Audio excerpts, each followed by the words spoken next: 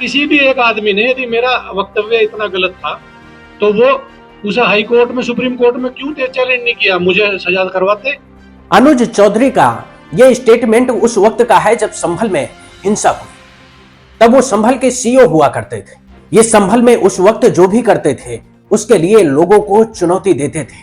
कहते थे कि अगर मेरा वक्तव्य इतना गलत था तो उसे हाई कोर्ट, सुप्रीम कोर्ट में क्यों चैलेंज नहीं किया, मुझे सजा तो करवाते। लेकिन अब अनुज चौधरी को सजा देने वाले को ही योगी सरकार में सजा दी जा रही है। संभल के उस जज का तबादला कर दिया गया जिसने अनुज चौधरी समेत 12 पुलिस वालों के खिलाफ एफआईआर करने के आदेश दिए थे।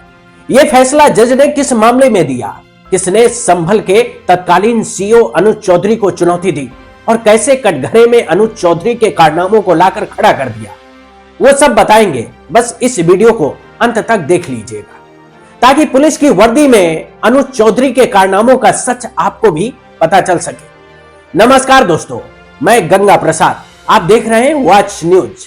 अनुज चौधरी को पावर, पॉलिटिक्स और यूपी पुलिस की वर्दी में ताकत का संगम मिला तो वो जो भी सत्ता के इशारे पर कारनामा करता उसे कामयाबी का सितारा समझ लेता।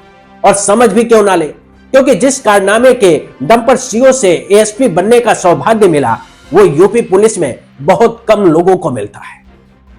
पर संभल हिंसा में यामीन को मारी गई गोली अनुज चौधरी के लिए मुसीबत की वजह बन गई।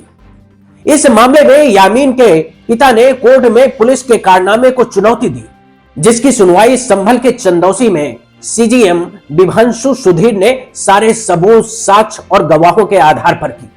और फिर संभल पुलिस के अफसर अनुज चौधरी और इंस्पेक्टर अनुज तोमर समेत 12 पुलिस वालों के खिलाफ एफआईआर दर्ज करने के आदेश दिए। विभांशु सुधीर के इस फैसले ने सत्ता और यूपी पुलिस की मनमानी की परतें उधेड़ कर रख दी और यह फैसला ना तो सत्ता को और ना ही सत्ता के इशारे पर नाचने वाले गुलामों को अच्छा लगा। ऐसे में इस फैसले को देने वाले जज को योगी सरकार ने सजा के तौर पर तबादला और डिमोशन दे दिया, क्योंकि ये सब जानते हैं कि अब इस फैसले को अगर ऊपरी अदालत में चुनौती दी गई तो संभल हिंसा की पर्देदारी और पुलिस की तानाशाही की चर्चा सरेआम होगी। यही वजह है कि संभल के चंदौसी में सीजीएम रहे विभांशु सुधीर को हटा दिया गया। हटाया ही नहीं गया, उन्हें डिमोट भी किया गया, क्योंकि विभांशु सुधीर ने ही संभल हिंसा मामले में तत्कालीन सीओ अनुज चौधरी समेत अन्य पुलिसकर्मियों के खिलाफ एफआईआर दर्ज करने के आदेश दिए थे। सीजीएम विभांशु सुधीर का तबादला सुल्तानपुर कर दिया गया। ध्यान देने वाली बात यह है कि विभांशु सुधीर को सीजीएम से हटाकर सिविल जज सीनियर डिवीजन यानी कि डिमोशन वाला पद दिया गया है। वैसे ये पहली बार नहीं है जब ऐसा कारनामा बीजेपी सरकार ने किया है। आपको जस्टिस मुरलीधर याद है, जब दिल्ली में दंगे हो रहे थे, 3 दिन तक सरकार सोई हुई थी। सारे रिपोर्टर दिल्ली के हर कोने से एक ही बात दोहरा रहे थे कि दंगाइयों को खुली छूट दी गई। पुलिस गायब है, सब नेता सन्नाटा मारकर सोए हुए हैं, सब तमाशा देख रहे हैं। इस बीच एक आपात याचिका पर जस्टिस मुरलीधर ने रात को 12 बजे सुनवाई की। 2 दिन में कई बार सुनवाई की, पुलिस को जमकर लताड़ लगाई। पूरा सिस्टम सक्रिय हो गया और दिल्ली में हिंसा बंद हो गई।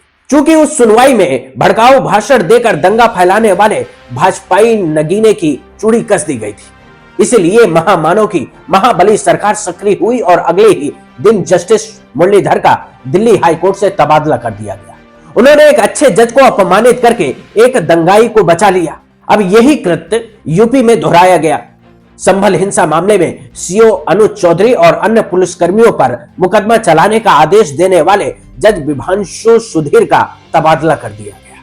इस अंधेर नगरी में जो अंधेर गर्दी का साथ नहीं देगा उसे सजा मिलेगी, जो न्याय की बात करेगा वो मारा जाएगा। यही आज का सच है। सवाल है कि यह सजा क्यों दी जा रही है, क्योंकि सत्ता और पुलिस की मिली भगत से जो कांड संभल में हिंसा के दौरान किया गया उसकी पोल खुल गई है। अब भले ही एसपी कृष्ण बिश्नोई कह रहे हो कि हिंसा की पूर्व में जुडिशियल इंक्वायरी हो चुकी है, उसमें पुलिस कार्रवाई सही पाई गई थी, इसलिए मुकदमा दर्ज नहीं किया जाएगा। कोर्ट के आदेश के खिलाफ अपील की जाएगी।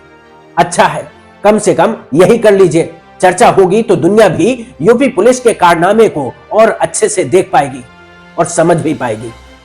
खैर, संभल के नए सीजीएम आदित्य सिंह होंगे जो विभांशु सुधीर की जगह लेंगे। आदित्य सिंह वही है जो सिविल जज सीनियर डिवीजन रहते हुए जामा मस्जिद सर्वे के आदेश दिए थे। एक तरह से इन्हें प्रमोशन दिया गया है। यह अच्छी खबर है। किसके लिए, यह आप समझ ही रहे होंगे। नमस्कार।